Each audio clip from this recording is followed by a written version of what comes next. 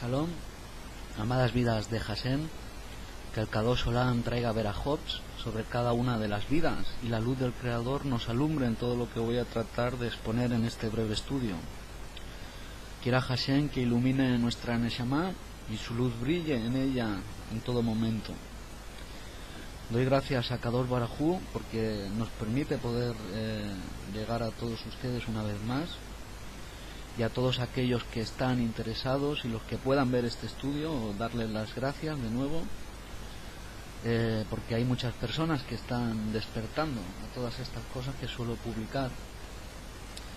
Y en este estudio pues quiero hacer una pequeña réplica al supuesto rabino mesiánico Dan Ben Abraham y al Código Real, el cual ha hecho la Biblia de los mesiánicos y ha definido para mí el mismo canon que es el tradicional, el que usan los evangélicos y el que usan también católicos, a diferencia de algunos libros,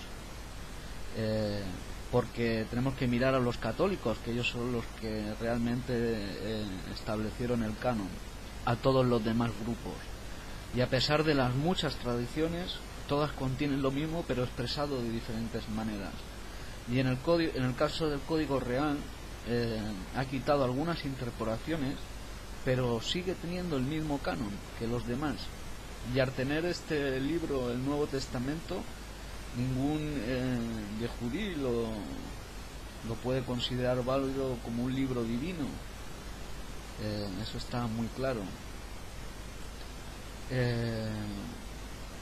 Tampoco puede decir que este sea el canon correcto y no otro, como asegura el rabino Dan Abraham cuando establece este nuevo libro. Como demostraré en este estudio, el canon está lleno de contradicciones y veremos que otros libros que hoy no están eran aceptados entre los primeros cristianos, y eso ya les debería darse cuenta que ese libro no es palabra de Elohim, por las contradicciones que presenta el canon y que dieron forma estos escritos a una interpretación de Yeshua errónea, a mi juicio. Déjenme demostrarme, si me lo permiten, que este hombre, el rabino Dan Ben Abraham, está equivocado en haber formado dicho canon. Aún yo, sin ser mesiánico ni cristiano, sé que históricamente el canon está lleno de oscuridad para su formación y de cómo se desarrolló. La primera pregunta que sale aquí es ¿por qué usan unos y no otros de los evangelios, no de los que hay? Y otra es ¿qué autoridad tiene el rabino Dan Ben Abraham para decir que históricamente ese es el canon correcto? En este estudio, amados, si me acompañan, veremos los siguientes puntos. Punto número 1: errores en la historia sobre el canon.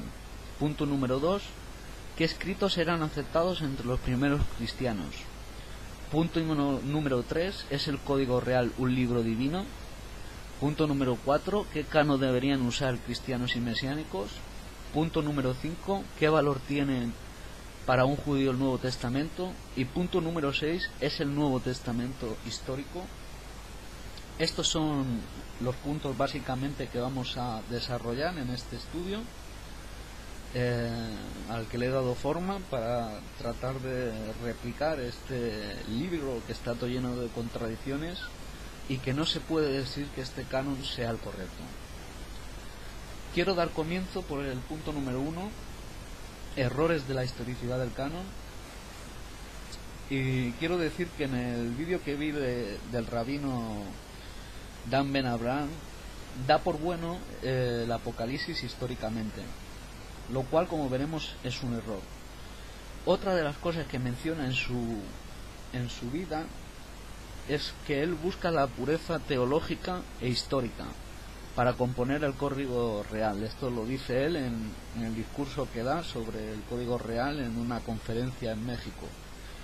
También da por hecho que el Mateo que disponemos fue el escrito originalmente en hebreo, y acepta en definitiva el mismo canon que los evangélicos y los católicos, a excepción de algunos libros, como ya he dicho, pero la Biblia salió de ellos.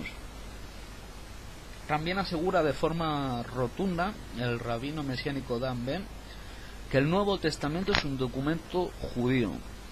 Por último, quiero decir que estoy de acuerdo en lo que dice sobre el Textus Receptor y también concuerdo en lo que dice que hasta la Reforma la Iglesia Católica era la única que leía la Biblia, tanto el Tanaj como el Nuevo Testamento eran los que ellos confinaron las Escrituras hasta los siglos XV y XVI en la Reforma, donde comienzan a poderse leer en otros idiomas vernáculos para cada nación. Y para entrar de una manera más cálida en el estudio, quiero empezar a hablar de los primeros fallos que veo históricos en este tema. El primero que veo es que el Mateo que cita Papias en hebreo, que cita el rabino Dan Ben Abraham y otros padres de la llamada Iglesia, no es este. El evangelio que cita Papias en hebreo, yo creo que no es el Mateo que disponemos hoy, ya que de este evangelio no se dispone ningún manuscrito. No tenemos ninguna prueba, ningún manuscrito que sea el Mateo histórico en hebreo, ni copias hasta ahora que han sido los mesiánicos, ¿no?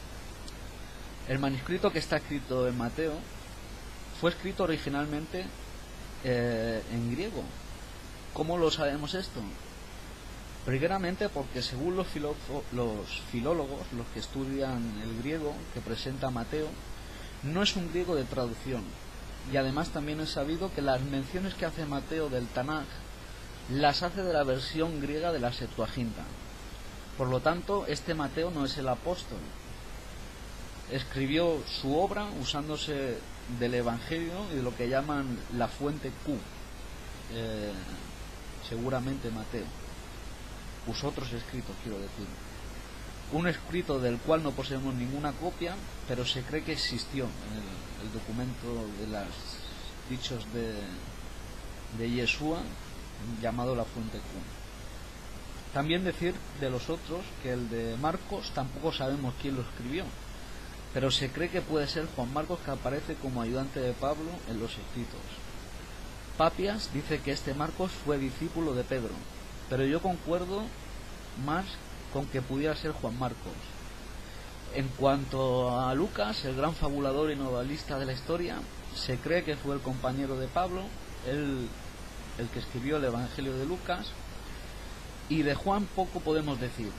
En que Papias diga lo contrario, el Evangelio de Juan es totalmente lo contrario a los otros evangelios, a los sinópticos. Se escribió por el año 100, justo cuando empiezan a darse los evangelios agnósticos. Y para mí Juan está claramente perteneciente a este tipo de escritos agnósticos. Y una cosa a señalar es que Papias menciona que el escritor de Apocalipsis de Juan fue escrito por un Juan diferente al apóstol. Dicho esto, ahora sí quiero darle algunos datos para que vean que históricamente muchas de las cartas que están en el Código Real y otros escritos no fueron aceptados, ya hasta formada la religión cristiana, y otros que sí.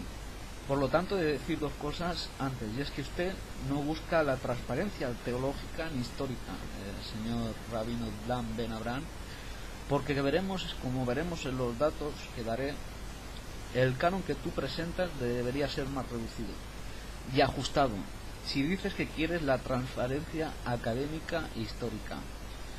Decir que yo no soy mesiánico, solo un estudioso de la historia del cristianismo, y solo soy un cabalista, no presento a ninguna religión, aunque también me identifico y estudio el judaísmo por mis raíces sefarditas, y también te mostraré que sigue teniendo añadidos el código real, que no has borrado. Antes quiero señalar que el vídeo que hizo el supuesto rabino Dan, que él reconoce que usa una amplia gama de traducciones para su código real, entre las que de su boca menciona son las siguientes: el Shem Tov, una fuente que no la poseemos ningún manuscrito en hebreo, así que fue un error traducir este Mateo como el hebreo, pues no es este, que fue escrito originalmente en hebreo. Ese era otro Mateo, otro que estaba escrito en hebreo, que no es este. y del cual no tenemos ningún escrito. También mencionar que también usa lo que se le llama mejores partes del Textus Receptus. Esto lo dice él, que también en su código real usa partes del Textus Receptus y también usa partes del griego del Westcott y las obras griegas. Por lo tanto, tampoco en su totalidad el conjunto de escrituras que usa para su formación tampoco es hebrea, sino que vemos que tiene del griego, también menciona del siriaco y de la pesita y el hebreo. Por lo que vemos, es una mezcla de idiomas. Ahora sí quiero poner una serie de datos históricos para mostrarle que la historia también nos cuenta otras cosas, y donde mostraré la gran discusión en formar el canon. Veremos los fallos del código real al aceptar algunas como canónicas de estas cartas.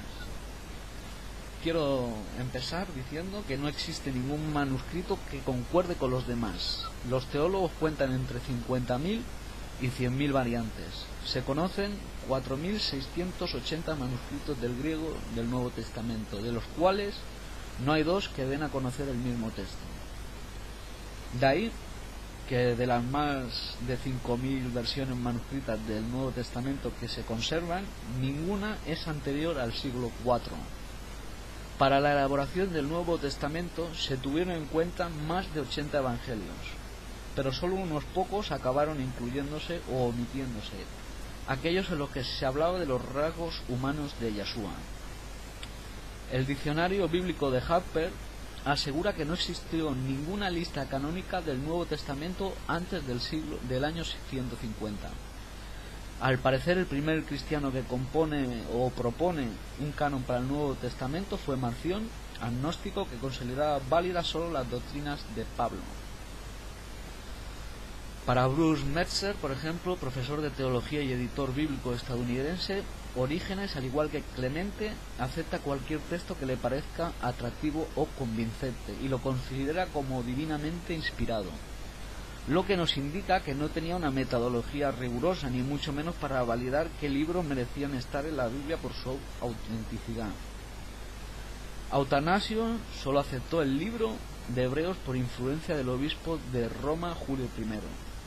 Por otra parte, el libro de Judas hace referencia al libro de Enoc.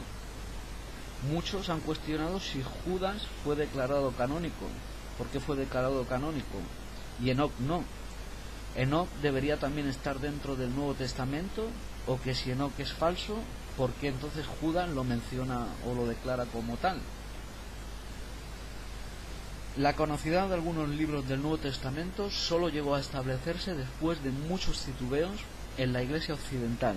No se estableció hasta el 380 al 390, mientras que en la oriental, dado que todavía seguían discutiendo sobre el estatuto del libro de Apocalipsis, no llegó a establecerse hasta finales del siglo VII.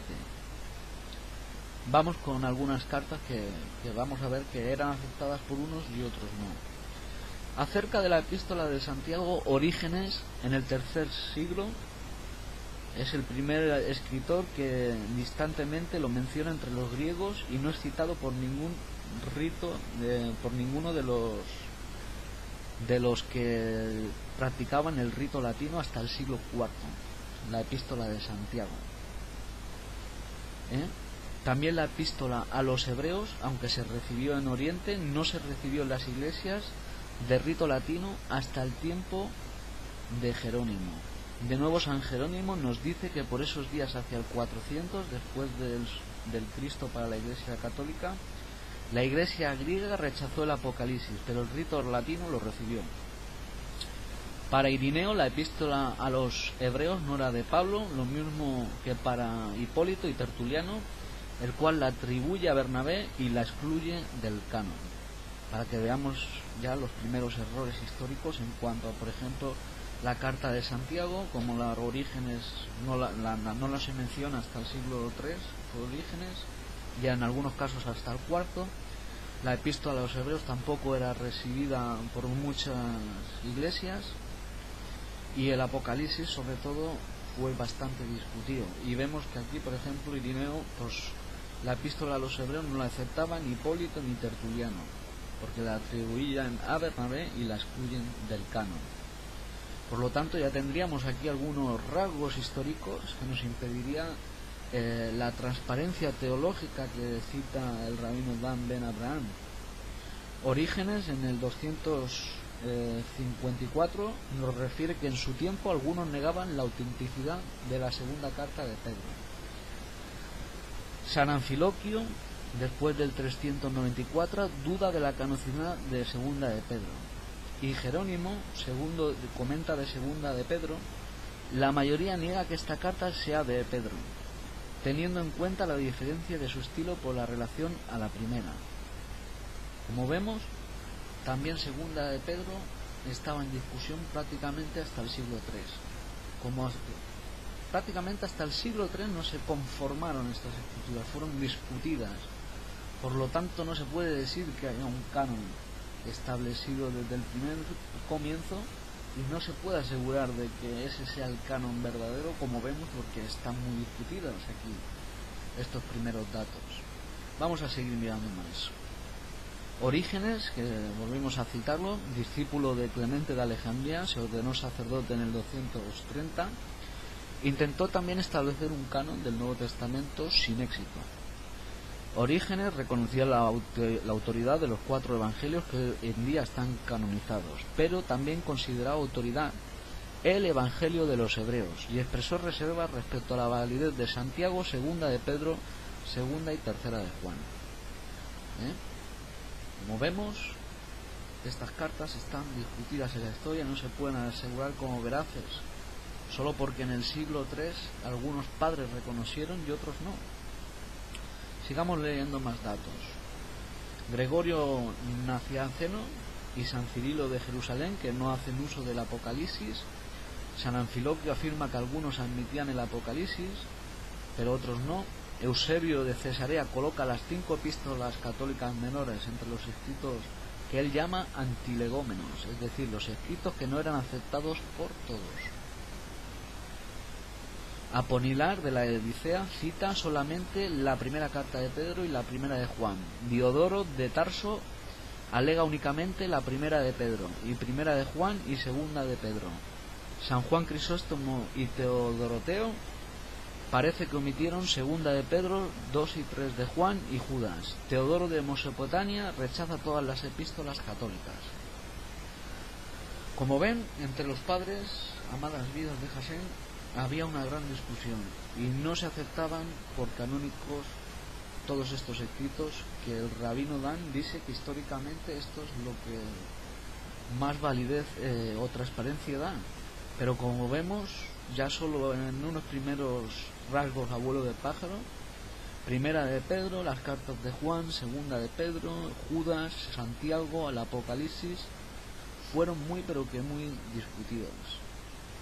Ahora vamos a centrarnos en lo que dice la misma Iglesia Católica sobre su propio canon.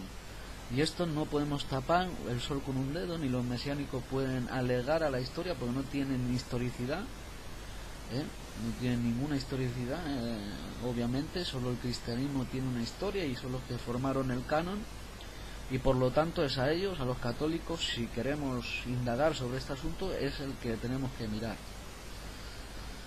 Y vamos a ver unos datos.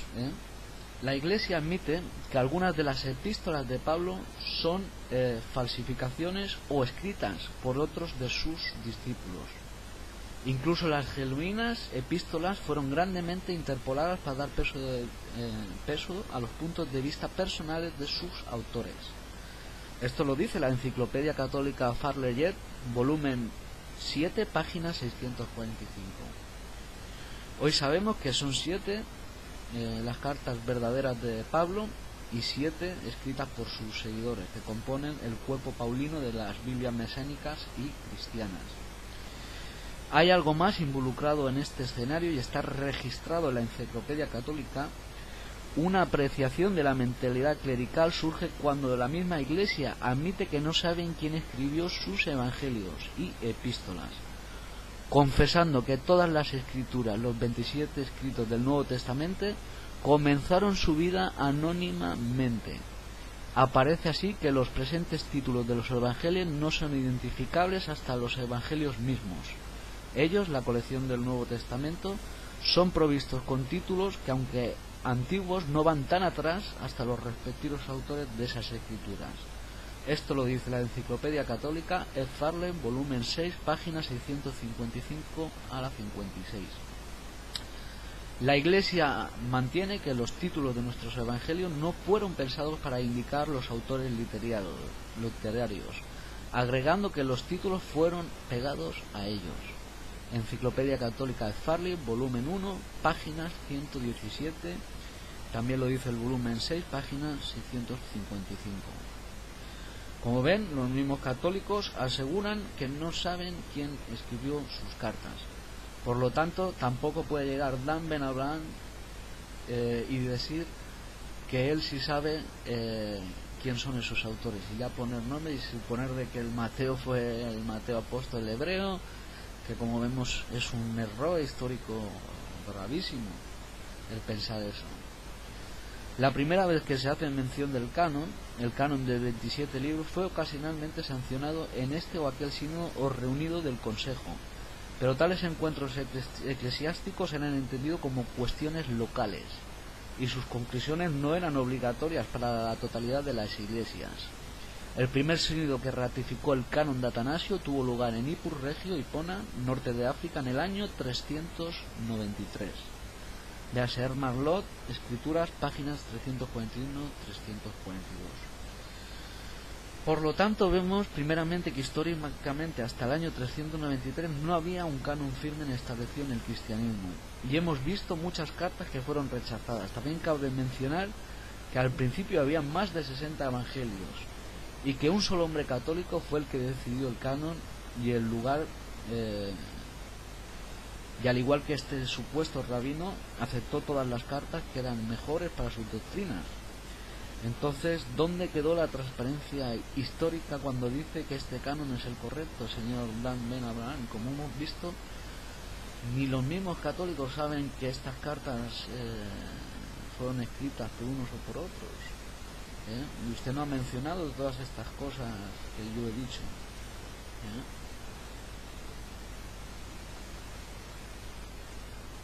Cuando la historia simplemente nos hace ver que no todos eran aceptados, y que a mi juicio este supuesto rabino no ha valorado todos estos datos, pero es que aquí no acaba la cosa.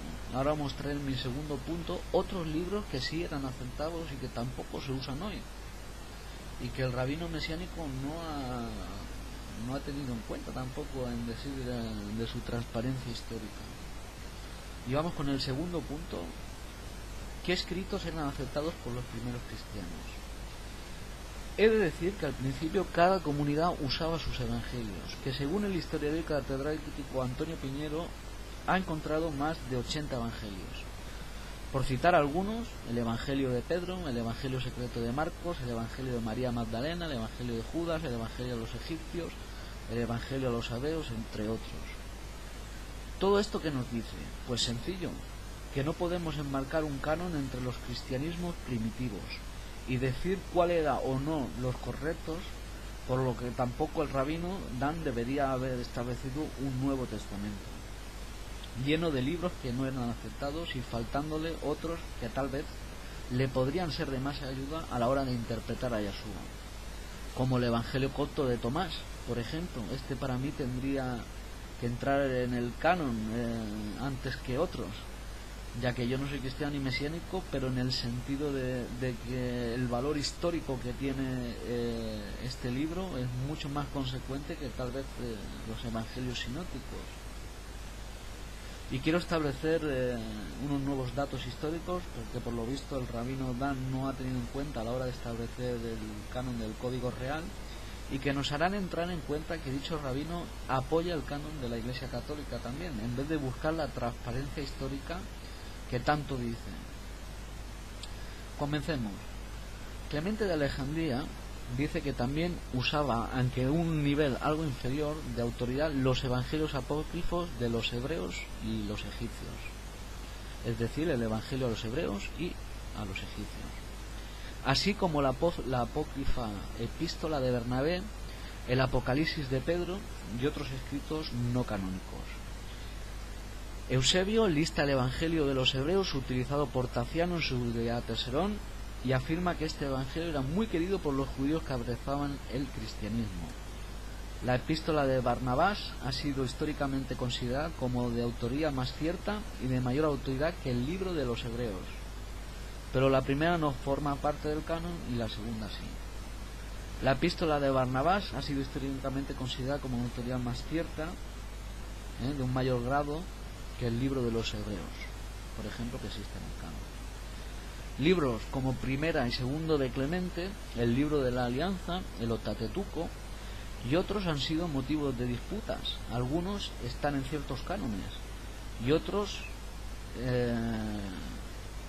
curiosamente los citaron. Por ejemplo, Jerónimo todavía citaba el Evangelio a los Hebreos en el siglo V. Los Evangelios de Tomás y de Felipe corroboran algo que ya sabíamos por escritos de otros autores de la antigüedad, que entre las primeras comunidades de cristianos era común encontrar colecciones de los dichos de Yeshua. Estos son evangelios coloquiales que no hablan de la crucifixión ni de la resurrección, sino que buscan transmitir las enseñanzas que indicaban a sus seguidores la forma de vida que debían llegar. El Evangelio de Tomás es de especial interés, pues los fragmentos de él encontrados en el Rinco han sido datados en el año 200 y en el libro de los Remedios de Clemente de Alejandría, datado en el 190, aparece una cita tomada de este Evangelio. El Códice Alejandrino, por ejemplo, incluye Primera y Segunda de Clemente en el Nuevo Testamento y le hacen falta páginas de Mateo, Juan, Segunda de Corintios. El Códice Sinaítico incluye Bernabé y el pastor de Hermas, y se ha determinado que sufrió diversas alteraciones, por ejemplo, cambios en los finales de Esdras y Esther, al parecer tomado de fuentes más antiguas.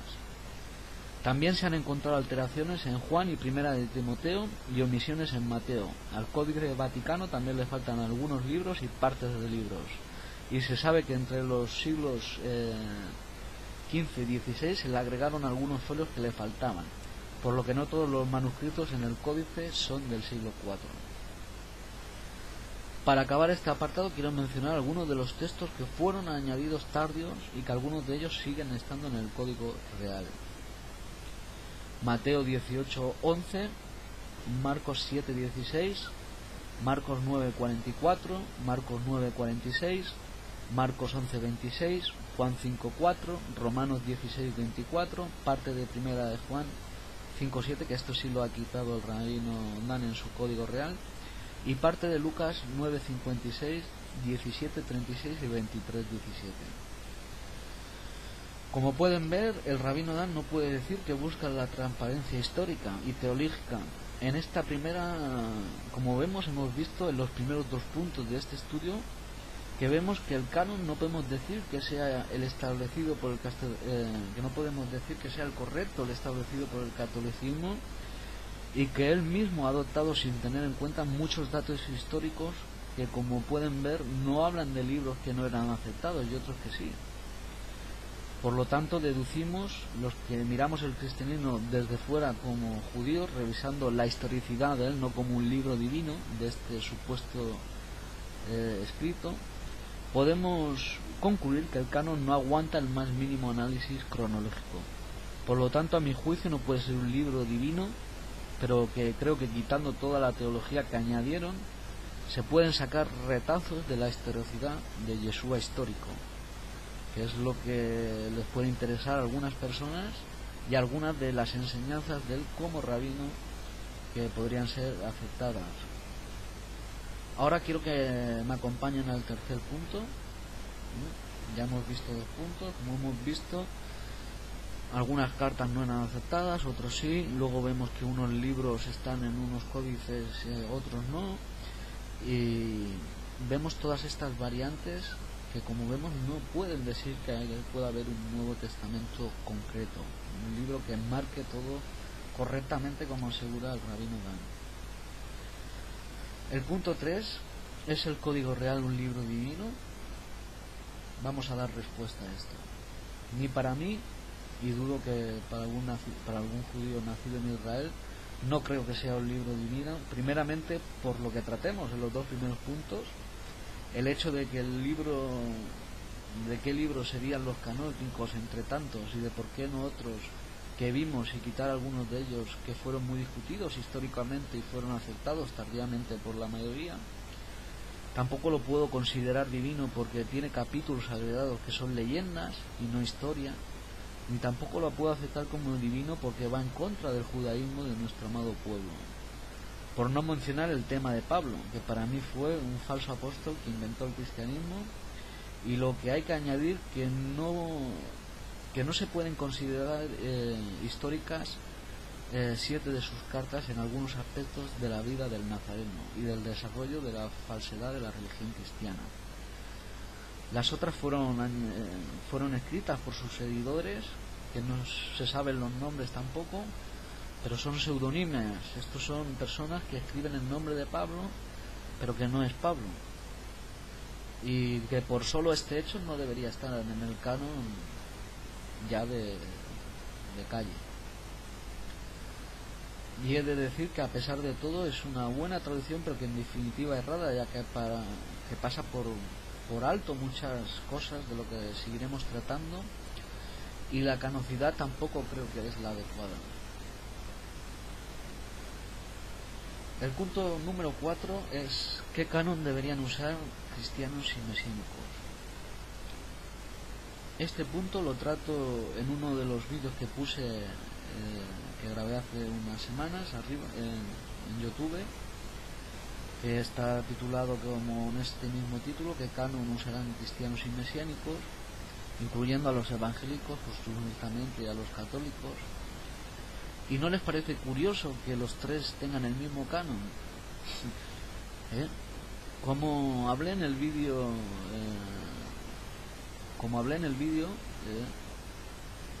cristianos, católicos y evangélicos tienen explicación de que usen el mismo, a excepción de los evangélicos, que no usan algunos, que usan los libros católicos, que son los escritos en griego del Antiguo Testamento, ni tampoco los mesiánicos, pero en el caso de los evangélicos establecen el canon según el mismo patrón que el catolicismo, y al igual estas últimas Biblias revisadas siguen el mismo patrón, aunque sean traducciones diferentes. A mi juicio se debería evaluar todo lo que se tiene históricamente. Para mí solo se debería usar, si uno quiere realmente estudiar históricamente a Yeshua y ver algunas de sus enseñanzas, los evangelios sinópticos, quitándoles, claro, todos los añadidos y las interpolaciones teológicas y leyendas, el evangelio copto de Tomás, algún retazo histórico del evangelio secreto de Marcos, el evangelio de Pedro y el evangelio a los hebreos. Quitaría, por ejemplo, las cartas escritas por los seguidores de Pablo y dejaría las otras, no por ser ninguna de ellas divina, sino para poder estudiar el desarrollo del cristianismo para las personas que se dedican a eso, y porque son consideradas como pruebas históricas de la existencia de Yeshua, estas cartas de Pablo. El libro de los Hechos solo lo dejaría, aunque esté lleno de contradicciones. Podría servir para estudiar el desarrollo de los primeros cristianos, y Santiago, porque creo que contiene un pequeño núcleo de enseñanzas de Yeshua que se pueden valorar como un simple lector. Para mí esto podría ser un canon, no como un libro divino, sino como un libro de enseñanzas de Yeshua y el desarrollo de una religión nueva llena de contradicciones. La pregunta les queda en el aire a mesiánicos. No deberían usar las mismas escrituras que usó Yeshua, ya que dicen ser sus seguidores, y no deberían usar, a mi juicio, las mismas escrituras que usan los católicos, ya porque en sí es un libro que va en contra del judaísmo e intenta suplantarlo. Yeshua usó la Torá, el Tará, no usó ningún Nuevo Testamento. ¿Por qué no harán lo mismo sus seguidores si dicen ser sus seguidores? Yo me pregunto esto, si dicen ser seguidores de Yeshua, ¿por qué no estudian lo que Yeshua estudió? Y se dejan de estudiar las leyendas y todos estos cuentos. La segunda cosa a tratar sería que históricamente los mesiánicos no tienen historicidad. Ellos son una novedad, porque cualquier historiador eso lo sabe, que los judíos que seguían a Yeshua eran judíos cristianos, no mesiánicos, ¿eh? Aunque eran seguidores de Yeshua, eran cristianos mesiánicos. Por lo tanto, la historicidad de estos mesiánicos es nula. Luego, la primera que tenemos, que según ellos son una excepción de una rama, son los ebionitas o nazarenos, que es a lo que muchos se apegan, pero es que resulta que los nazarenos no aceptaban el canon, solo aceptaban el Mateo hebreo, del que no disponemos ningún escrito. En el caso de católicos y evangélicos les tocaría hacer una amplia revisión y establecer un canon como el que yo propuse, y no debería verlo como un libro divino, sino como un libro de enseñanza e historia. En el punto número 5, ¿qué valor puede tener el Nuevo Testamento para un judío? Yo creo que para mis hermanos yehudíes este cuerpo de escritos tiene muy poco valor, aunque he de decir que a partir del siglo XIX se empezó a ver a Yeshua como un judío y un rabino por un pequeño sector de Israel, pero solo sus enseñanzas y historicidad, no como Mesías o como un Elohim, sino como un rabino del siglo I. Pero el Nuevo Testamento en sí poco valor tiene para nosotros los yehudí, dado todos los errores y la mitología que se le añadió posteriormente. Decir que, como dice el rabino Dan Ben Abraham, que el Nuevo Testamento es un documento judío y no griego, eso es un gravísimo error. En todo lo que usted explica solo puedo mostrar que existió un evangelio escrito en hebreo. Es lo único que pudo mostrar el rabino Dan en todo ese vídeo históricamente de escritos hebreos. Pero ningún historiador serio diría que este evangelio que tenemos hoy de Mateo es el Mateo hebreo. Primero que todo, como he dicho antes, porque no está escrito en un griego que traduce del hebreo este Mateo. Y este Mateo se sirve de fuentes griegas, se usa de la Septuaginta griega para citar la Tanaj.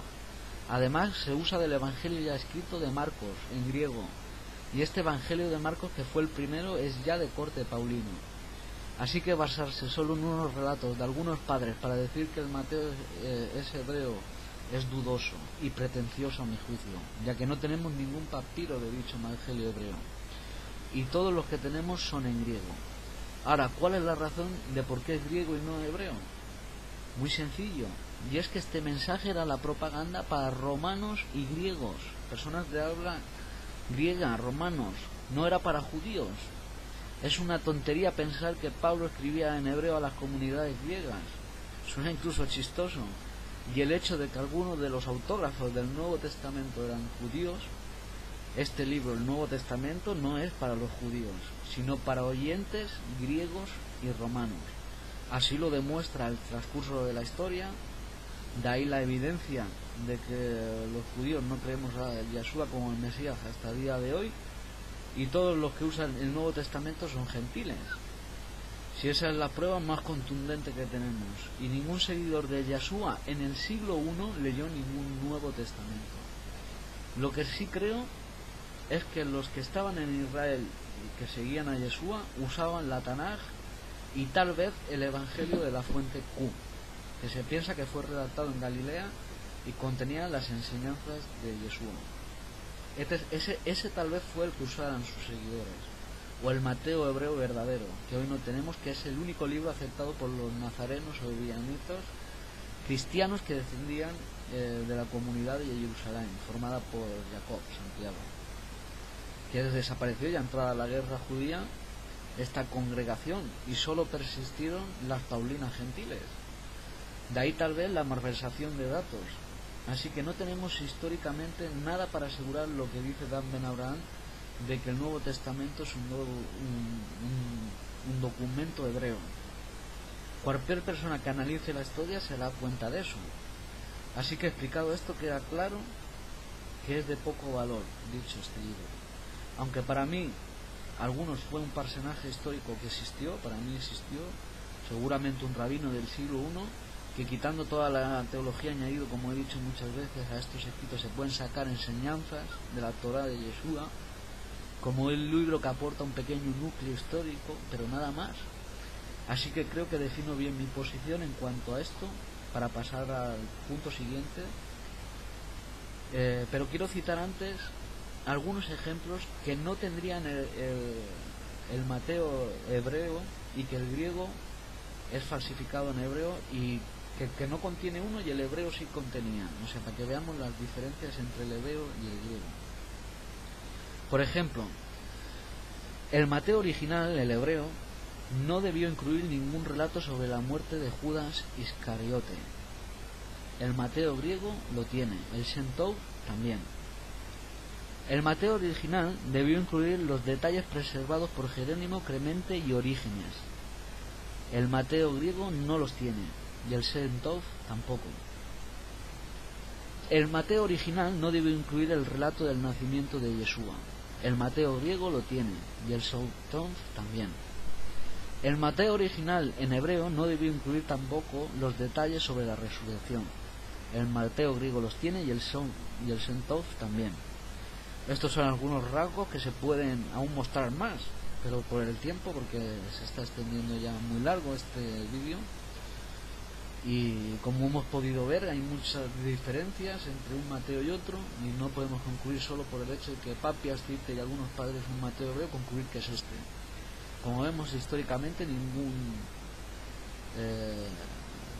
historiador ahora actual lo considera el Mateo hebreo. Y el sexto y último punto que voy a tratar, y que ya he citado un poco por aquí encima, es el Nuevo Testamento un documento histórico. El Nuevo Testamento no es un documento estrictamente histórico. Debemos recordar una vez más que primero se organizó un grupo de creyentes y luego llegaron los escritos del Nuevo Testamento. Los primeros escritos unos 40 o 60 años después de la muerte de Yeshua, que es el de Marcos, y poco después el de Mateo. Y esto se redactó a partir de lo que llaman la tradición oral, es decir, que los que habían estado con Yeshua lo que recordaban, sus familiares, sus amigos, personas que habían contado una cosa a otros, cosas que se contaban entre el pueblo, es decir, la memoria popular.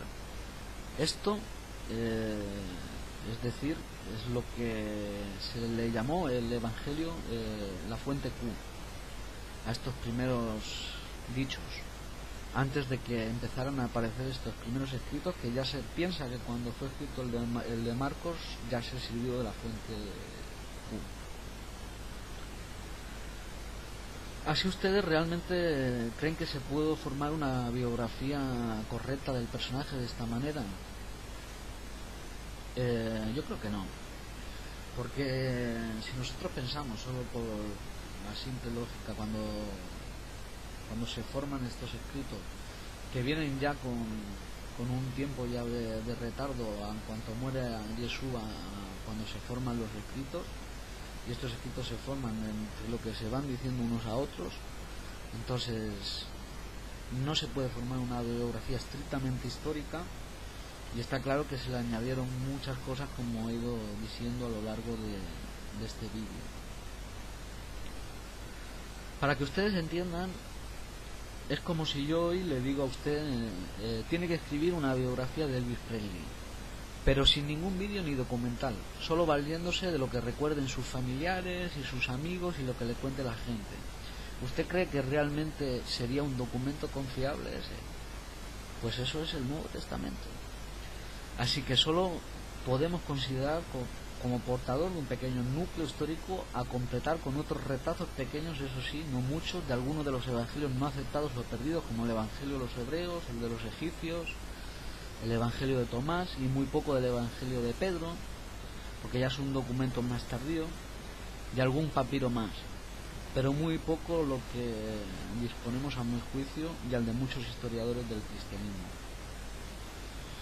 Y con esto doy por concluida mi réplica al código real.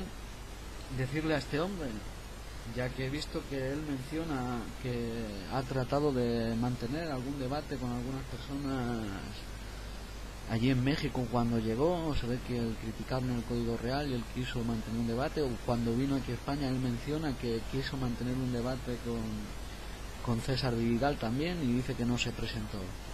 Pues bien, yo estaría dispuesto a mantener un debate con usted o con cualquier seguidor serio de usted sobre este tema del canon del Nuevo Testamento, si es este el veraz o no, y de qué canon deberían usar las personas para escribir.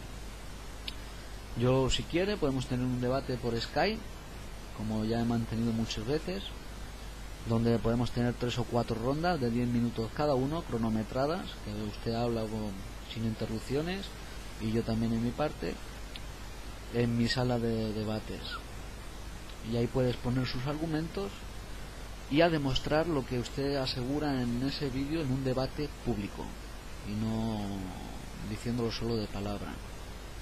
Y bueno, o cualquier persona que quiera probar estas cosas que dicen que este canon es el correcto y que no se deberían usar otros, pues también los invito, si quieren mantener un debate, a que me escriban a mi correo, o el rabino Dan Ben Abraham. Mi correo es camilonavarro@hotmail.es, camilonavarrorubí@hotmail.es. Dicho esto, quiero que sepan que también abajo del vídeo, donde pone información, abajo del vídeo tendrán un enlace para poder descargar este estudio completo de todas las cosas que yo he hablado aquí, para que ustedes lo puedan descargar en versión PDF y corroborar todos los datos que yo he dicho.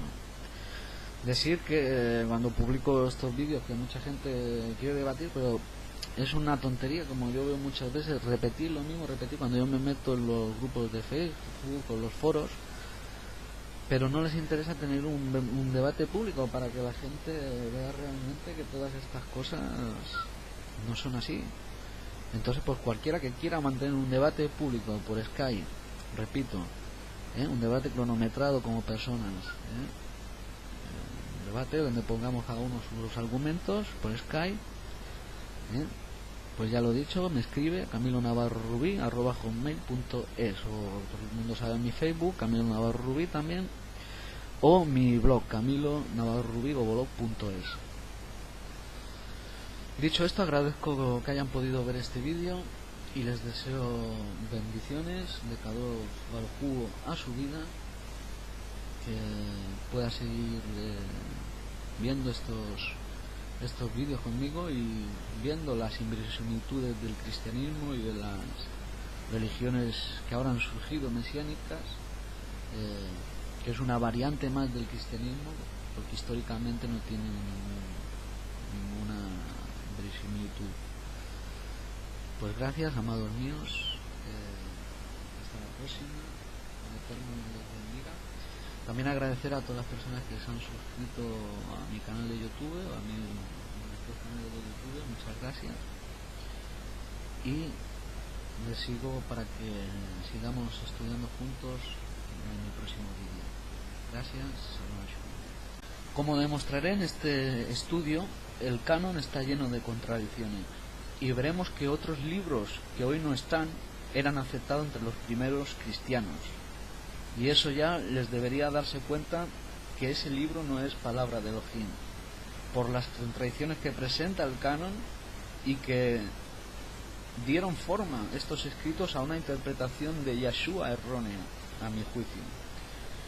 Déjenme demostrarme, si me lo permiten, que este hombre, el rabino Dan Ben Abraham, está equivocado en haber formado dicho canon. Aún yo, sin ser mesiánico ni cristiano, sé que históricamente el canon está lleno de oscuridad para su formación y de cómo se desarrolló. La primera pregunta que sale aquí es: ¿por qué usan unos y no otros de los evangelios, no de los que hay? Y otra es: ¿qué autoridad tiene el rabino Dan Ben Abraham para decir que históricamente, es decir, que en el vídeo que vi del rabino Dan Ben Abraham, da por bueno el Apocalipsis históricamente, lo cual, como veremos, es un error.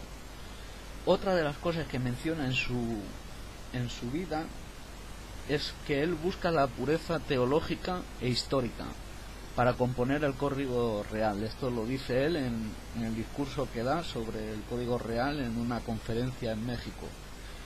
También da por hecho que el Mateo que disponemos, fue el escrito originalmente en hebreo, y acepta en definitiva el mismo canon que los evangélicos y los católicos, a excepción de algunos libros, como ya he dicho, pero la Biblia salió de ellos. También asegura de forma rotunda el rabino mesiánico Dan Ben que el Nuevo Testamento es un documento judío. Por último, quiero decir que estoy de acuerdo en lo que dice sobre el Textus Receptor, y también concuerdo en lo que dice que hasta la Reforma y lo que usan también católicos, a diferencia de algunos libros, porque tenemos que mirar a los católicos, que ellos son los que realmente establecieron el canon, a todos los demás grupos. Y a pesar de las muchas tradiciones, todas contienen lo mismo, pero expresado de diferentes maneras. Y en el caso del Código Real, ha quitado algunas interpolaciones, pero sigue teniendo el mismo canon que los demás. Y al tener este libro, el Nuevo Testamento, ningún yehudí lo puede considerar válido como un libro divino. Eso está muy claro. Tampoco puede decir que este sea el canon correcto y no otro, como asegura el rabino Dan Abraham cuando establece este nuevo libro. El canon correcto. En este estudio, amados, si me acompañan, veremos los siguientes puntos. Punto número 1, errores en la historia sobre el canon. Punto número 2, qué escritos eran aceptados entre los primeros cristianos. Punto número 3, ¿es el Código Real un libro divino? Punto número 4, ¿qué canon deberían usar cristianos y mesiánicos? Punto número 5, ¿qué valor tiene para un judío el Nuevo Testamento? Y punto número 6, ¿es el Nuevo Testamento histórico? Estos son los puntos básicamente que vamos a desarrollar en este estudio, al que le he dado forma para tratar de replicar este libro que está todo lleno de contradicciones y que no se puede decir que este canon sea el correcto. Quiero dar comienzo por el punto número 1, errores de la historicidad del canon, y quiero Shalom, amadas vidas de Hashem, que el Kadosh Olam traiga verajots sobre cada una de las vidas y la luz del Creador nos alumbre en todo lo que voy a tratar de exponer en este breve estudio. Quiera Hashem que ilumine nuestra Neshama y su luz brille en ella en todo momento. Doy gracias a Kadosh Baruj Hu porque nos permite poder llegar a todos ustedes una vez más, y a todos aquellos que están interesados y los que puedan ver este estudio, darles las gracias de nuevo, porque hay muchas personas que están despertando a todas estas cosas que suelo publicar. Y en este estudio pues quiero hacer una pequeña réplica al supuesto rabino mesiánico Dan Ben Abraham y al Código Real, el cual ha hecho la Biblia de los mesiánicos y ha definido para mí el mismo canon que es el tradicional, el que usan los evangélicos